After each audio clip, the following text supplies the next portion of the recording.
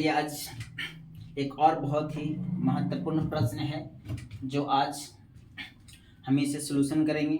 बहुत ही ज़्यादा इम्पोर्टेंट है, एग्जाम में आने की बहुत ज़्यादा संभावना है। दिया गया है कि दो बिंदु है जिसका निर्देशांक दिया गया है a cos थीटा, 0।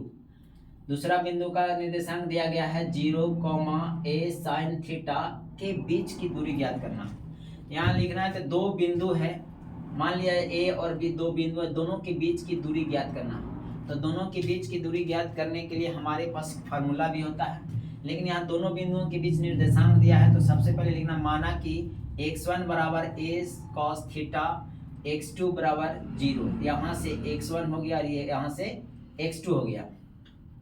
उसके बाद वाले यहाँ से y1 बराबर मानेंगे तो 0, यहाँ से y2 बराबर मानेंगे तो a sin स्क्वायर थीटा। जबकि हमें मालूम है कि जब दो बिंदुओं के बीच की दूरी ज्ञात करना होता है तो उसका फार्मूला होता है, इसलिए लिख दिया गया यहाँ कि दो बिंदुओं के बीच की दूरी ज्ञात करने के लिए फार्मूला होता है x स्क्वायर माइनस x1 का whole square plus y square minus y1 का होल स्क्वायर। अब हम दिए गए निर्देशांक को पुट करेंगे यहाँ से और दोनों के बीच की दूरी को ज्ञात करेंगे। तो x2 बराबर दिया गया है यहाँ से 0, तो 0 माइनस x1 का मान दिया है a cos थीटा का होल स्क्वायर प्लस y2 का मान दिया गया a sin theta minus y1 का मान दिया 0।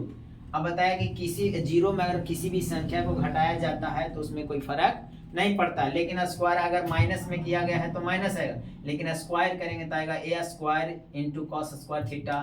इसको भी 0 घटाएंगे कोई फर्क नहीं पड़ेगा, स्क्वायर करेंगे तो a square into sine square theta.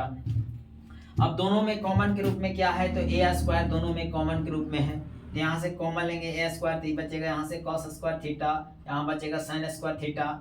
अब बताया गया क्योंकि अब यहाँ लिखेंगे इसमें पुट करेंगे तो यहाँ से a स्क्वायर और इतना का मान होता है 1, क्योंकि यहाँ फार्मूला हम जानते हैं कि cos square theta plus sine square theta का फार्मूला होता है 1, इसलिए फार्मूला याद करना बहुत जरूरी है। अब यहाँ से लिखेंगे a स्क्वायर, तो यहाँ जब 2 हुआ है तो यहाँ से निकलेगा तो a मीटर। अभी दोनों के बीच की दूरी आ गया कितना, a मीटर। तो इस तरह के प्रश्न को हम इस फार्मूला की मदद से हम मान ज्ञात कर सकते हैं, दूरी ज्ञात कर सकते हैं और अपने एग्जाम में 2 नंबर आसानी से प्राप्त कर सकते हैं।